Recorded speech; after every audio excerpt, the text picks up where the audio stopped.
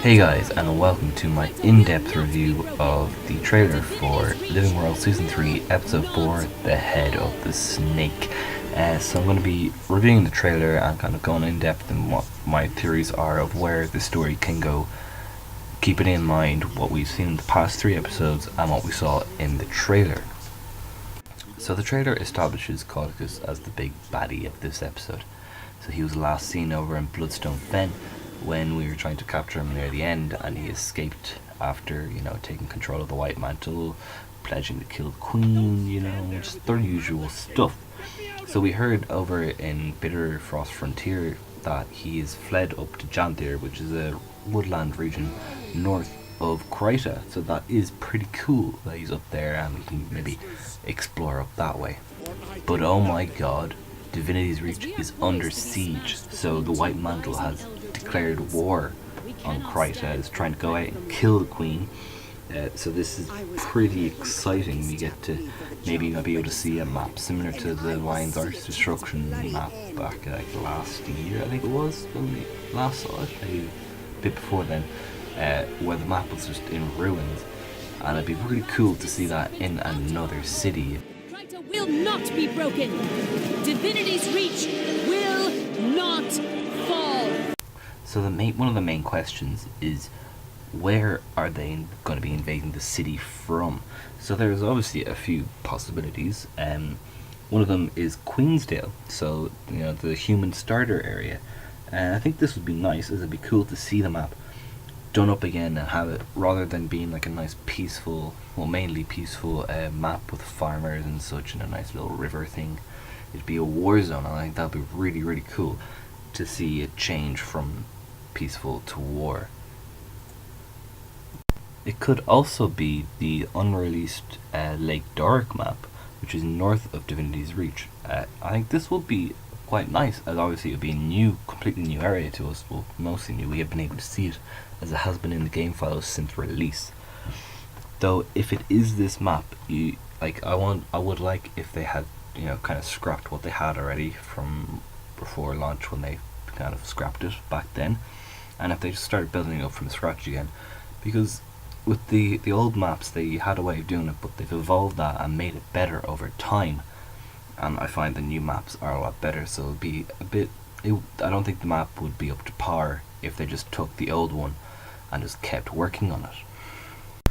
Now, it could also be a completely new map, one that has not even been kind of glimpsed at before.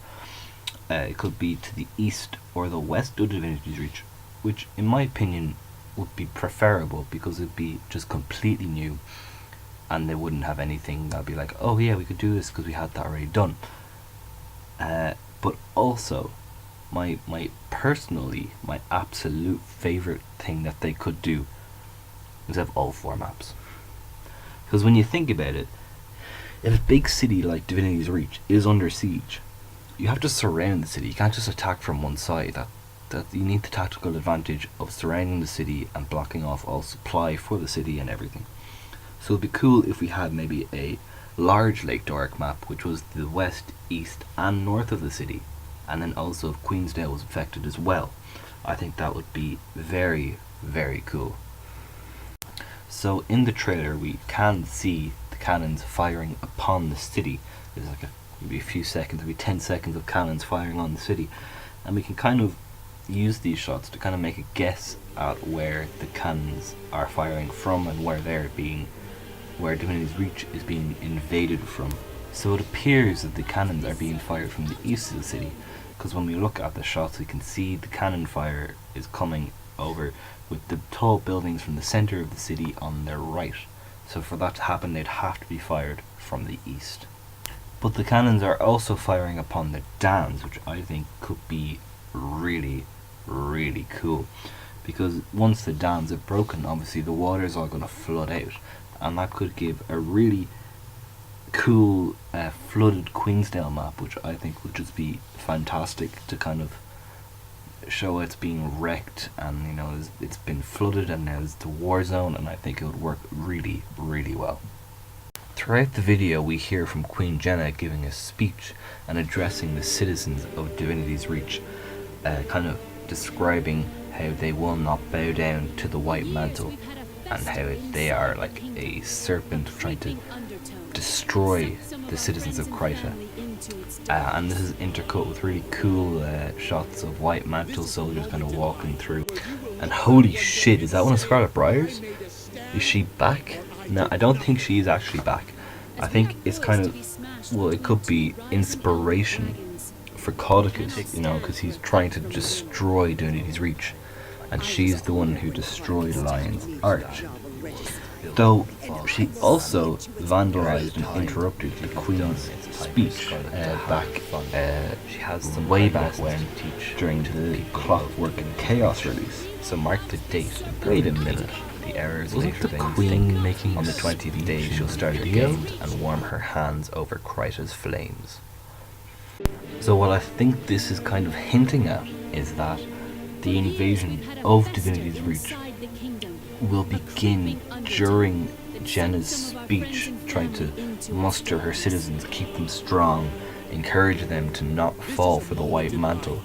And then as she's giving this inspirational speech, you know, the cannon starts firing on Divinitys Reach, and she's trying to say, you know, Divinitys Reach will stand, Kryta will stand, but in the background Divinitys Reach is falling and Kryta is falling. And this could be really, really interesting, because what happens if Kryta falls? What happens, you know, is Dragon's Watch going to fall to pieces? Is the, like, what's going to happen? How are they going to fight the Elder Dragons? You know, because it took all 5 of the races cooperating together and using each other's strengths and countering, you know, and just combining their strengths together to destroy Zayta and destroy Mordremoth. And now they have 2 Elder Dragons. They have Jormag and Primordus, and they're going to need all the help they can get.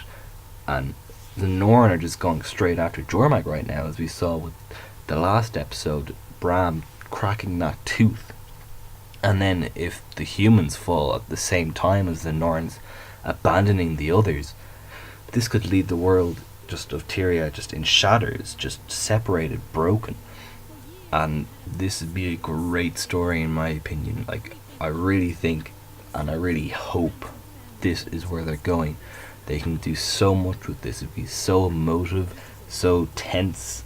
So anyway, those were my thoughts and opinions on where Living World Season 3 can be going as we kind of get closer and closer to Expansion 2, which hopefully is coming this year.